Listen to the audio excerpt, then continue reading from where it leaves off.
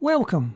In this series of videos, we will look at software add-ons for the PowerBasic Windows compiler. Today we will look at MyLittleGrid, an add-on to display custom grids in your Windows client application. Today we're going to look at MLG or MyLittleGrid, a custom grid control which can be accessed from within the PowerBasic Windows compiler. MLG is an excellent piece of software and I use this on a daily basis.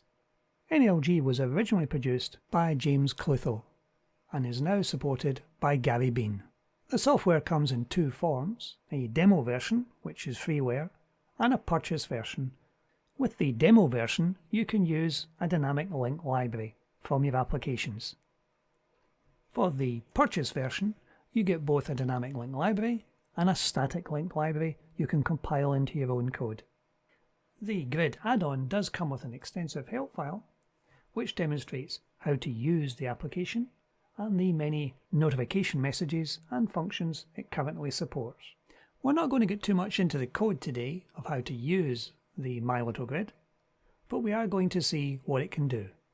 As you'll see from the help file, it supports what looks very much like an Excel-style spreadsheet, supporting tabs, columns and rows. The data within each cell can be set for different fonts, different background colours, different foreground colours, and many other enhancements.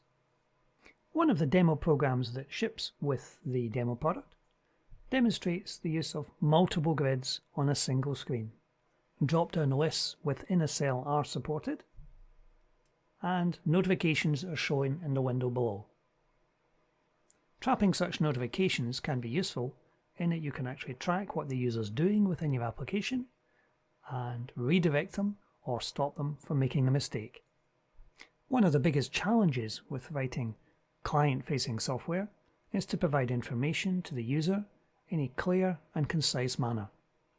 Much of such information can be displayed in a tabulated form within a grid. MLG is used to support this YouTube channel. The application we're looking at now is the application I used to maintain the website, which lists all the video projects I've worked on and where they can be downloaded from YouTube. To make a change to this grid, I merely have to click on the cell, make my edit change, and it gets highlighted in green. I've taken this approach to show that while I've made the change to the grid, I have not yet saved it to the database. Behind this application and this grid is a SQL Server database, and clicking the save will save the details into the database, and if they are saved successfully, the background highlighting on the cell is cleared, indicating to the user that the save has been successful.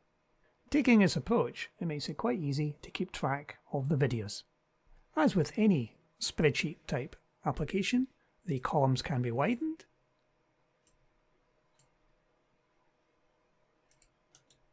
and they can be sorted.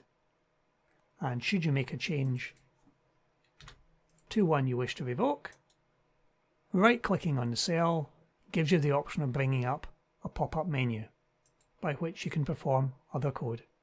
I've also created a separate application which I use to control the display of grids within my applications, storing the data for configuration of the grid inside a SQL Server database.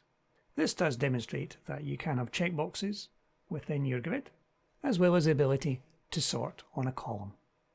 Another sample program that ships with the demo version shows how easy it is to actually display an image inside one of your cells, as well as having drop-down lists within a cell and a custom user button which you can use to trigger other functions, as well as different font sizes, different font orientations, complete with bolding. All in all, MyLittleGrid is an excellent piece of software. This has just been a very short introduction to what MyLittleGrid can actually do. What we'll do in the next video is we'll go into the code and start building an application with an embedded grid. That's it for today. Thank you for watching.